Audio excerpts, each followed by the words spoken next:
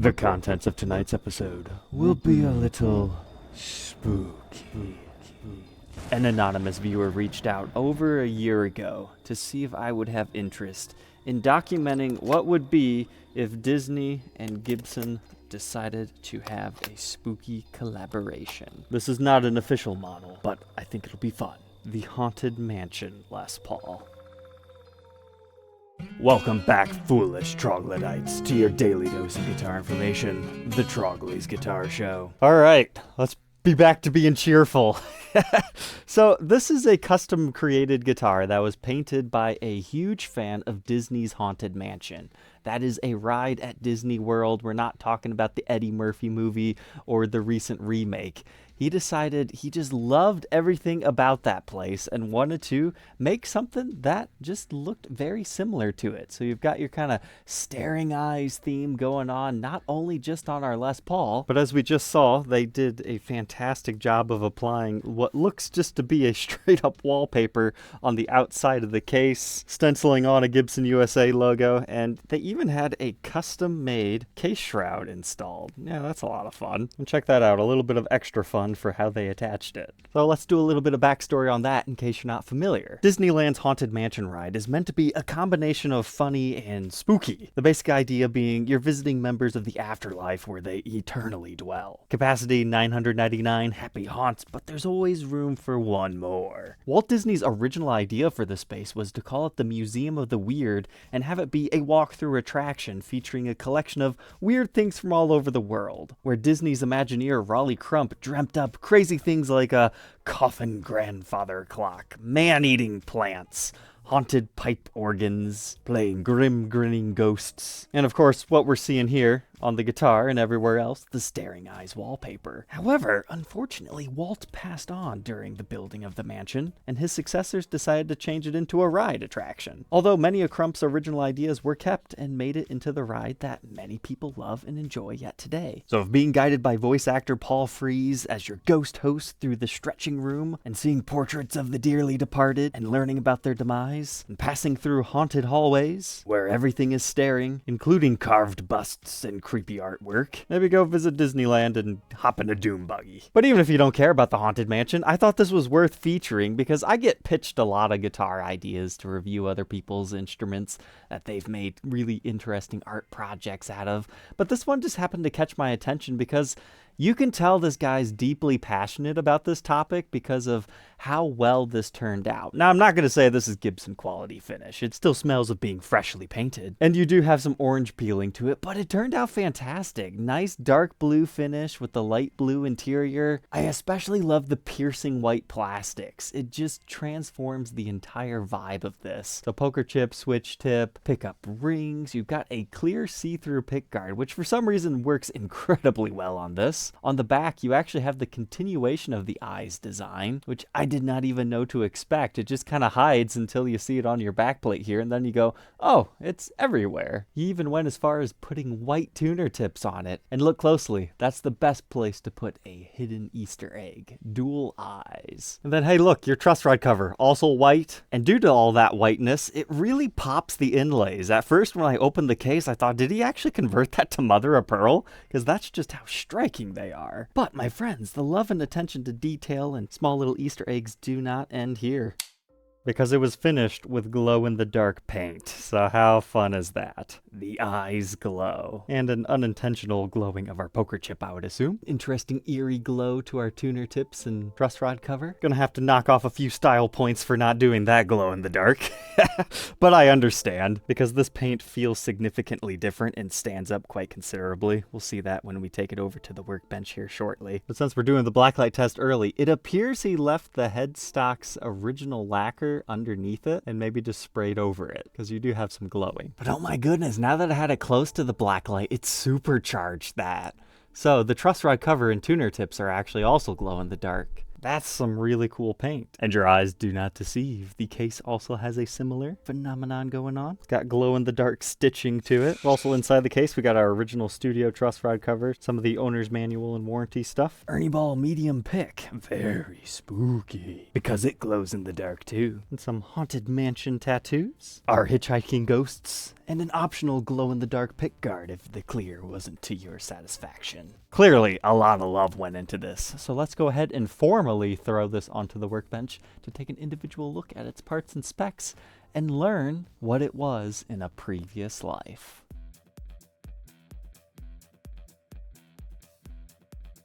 This autopsy has to be a little bit different because we gotta figure out what it is first by reading its tombstone. Birthed on the 320th day of 2001, production number 433, so it's a Nashville produced guitar, originally made in USA. And now that I know that the tuners glow, I can see it. Just like the front of the guitar, he has painted these tuner tips, so it's likely still the original set. They've just been slightly modified with a customization of a paint job. That's a really cool idea. Here's a closer look at our creepy eyes on the back with a slight metallic paint job to them. The orange peeliness adds a certain vibe to it, but I'm curious if this guitar has any hidden repairs or something underneath it. When it comes to refinishes, you just never know, but it's like ridiculously smooth right here before we transition into a semi-wet textured paint job here. However, this has definitely been played, and the whole thing about orange peel is it just needs a little bit more buffing as far as I understand it, but I bet this is going to play nice and smoothly.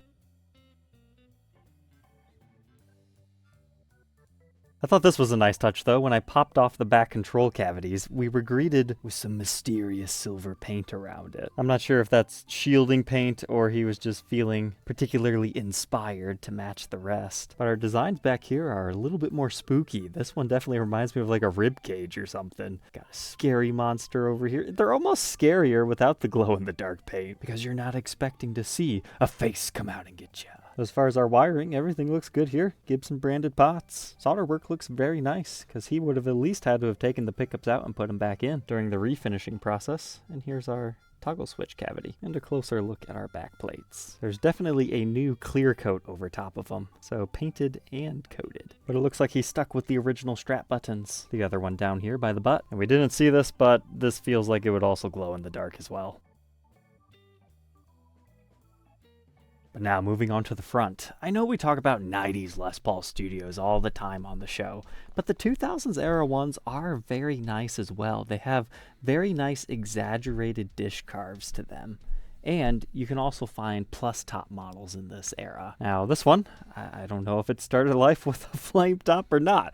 I highly doubt it, but he called this finish Dark as Midnight Blue Burst, with the back and edges being omnious blue. But you can kind of see what I was talking about, how the eyes do stick up a little bit proud on the body, simply because that paint is just a lot thicker. And okay, I see why I was so spooked by that back design. It's because it's kind of covered over and routed out by your bridge pickup. You don't see the full rib cage thing. Like, I didn't even know we had some staring eyes down here. And due to the carved top, he couldn't just make a stencil and spray it and go from there. This is all hand painted. And when I can see them highlighted, I don't even see that as a creepy mouth. I see that as like a little friendly owl. Just wanted to say hello. Have a nice spooktacular Halloween, everyone. But just like the tuner tips, he definitely finished over those. But the pickups, nothing too spooky. Probably just your regular 490R and 498T in the bridge. But we can always verify that with our readings.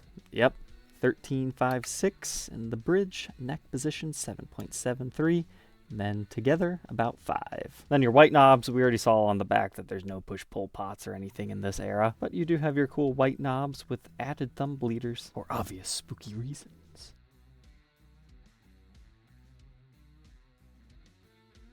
As far as specs of a early 2000s studio, they're fairly standard. I believe they have 9-hole weight relief, but outside of that, nothing else. So this is before they start to play around with chambering and whatnot. So that's why these feel so solid and nice. But this isn't one of like the faded mahogany top ones. I think those come out a couple years later. But you can see your maple top there with your mahogany body. Short neck tenon. He also covered over the inside cavities in that silver paint, just like on the back. Did you notice this? He actually converted the bridge to an ABR1. We can visually confirm that on the front. And be careful, he was playing a nasty trick on us. It's a non-wired ABR1. One of the saddles fell out on me, so I had to put it back in. But he still has the bushings within the body. So at first I thought, okay, it's one of those conversions that has the wider bottom part and then the top is skinny like a normal ABR1. However, it almost looks like he just replaced the entire bushing for a custom one that just accepts that straight up one.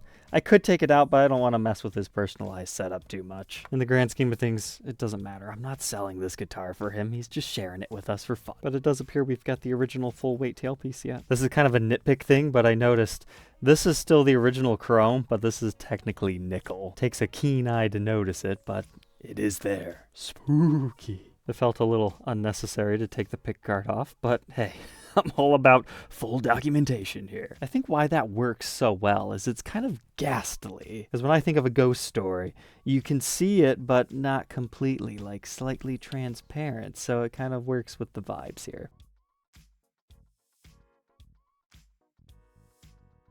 But moving on from our mahogany body and maple top, we've got that mahogany neck with a rosewood fretboard. If I remember correctly, this is just slightly before when Gibson starts to try other things on their studio and tribute models. The Smartwood series is out at this time with unique fretboard options, but at some point he definitely worked on these frets. Those are very nice and shiny. But it's got the regular 24 3/4 inch scale, 12 inch fretboard radius, 1.7 inch nut width, 210 by the 12, 0.87 first fret neck depth, and 1 by the 12. Here's that neck profile at the first fret and the 12th fret. It's a nice rounded neck. I'm sure they would classify it as a 50s neck, but remember, not custom shop 50s, just Gibson USA rounded style.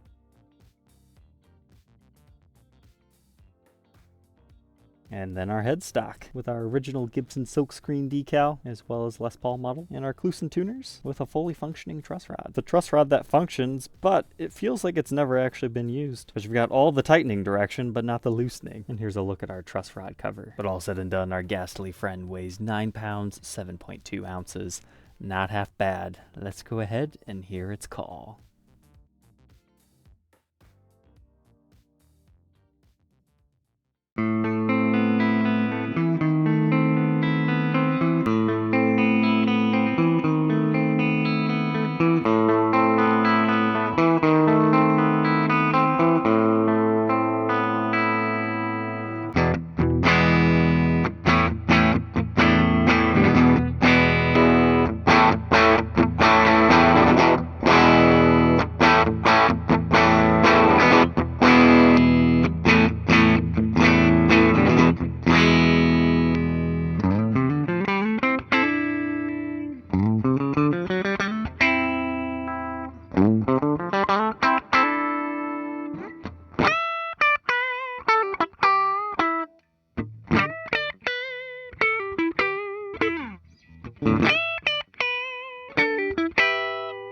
That's the thing about 490R, 498T pickups. They complement each other well if you're going for that whole rock theme. Because the neck pickup is nice and juicy,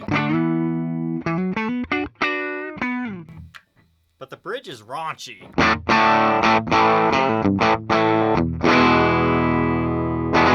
Not weak on the clean channel, but they play together nicely.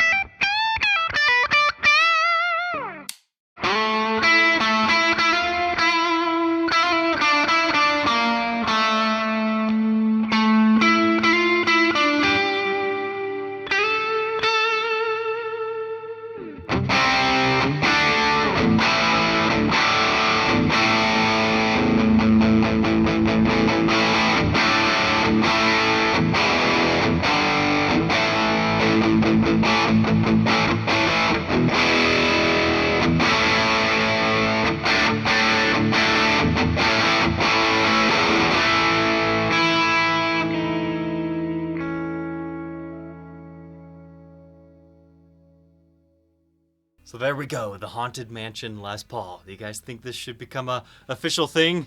Gibson, contact Disney? Yeah, good luck with that. Although there are Disney signature guitars if you want to check them out, like our Donald Duck Telecaster or this cool custom shop Tinkerbell one. But I think my favorite thing about this whole thing is just his undying passion for the Haunted Mansion. He filled me in on a lot of stuff because I unfortunately have never been to the ride. Sounds almost a little bit too spooky, but I'm sure it's not that bad. It's at Disney. So thank you, anonymous viewer of the show, for sharing your Les Paul with us. I had a lot of fun. But one more thing I want to talk about is this does not have binding, so you get to see the rosewood on the sides, which, yeah, that's not a big deal. But the natural coloring of the wood on the side that you play has this interesting marbling to it, where it goes from kind of a lighter dark color to a very deep rosewood. I just thought that was fun while playing it. As far as the 490R, 498T series pickups, I thought this set sounded quite good. It's been a tried and true staple since the 90s for a reason in many a Gibson models. But alright, my spooky friends, don't forget to like, comment, and subscribe, and we'll catch you guys tomorrow on the next one. Take care. If you enjoyed this spooky modification project, you might enjoy the Halloween special from a couple of years ago, The Monster Caster.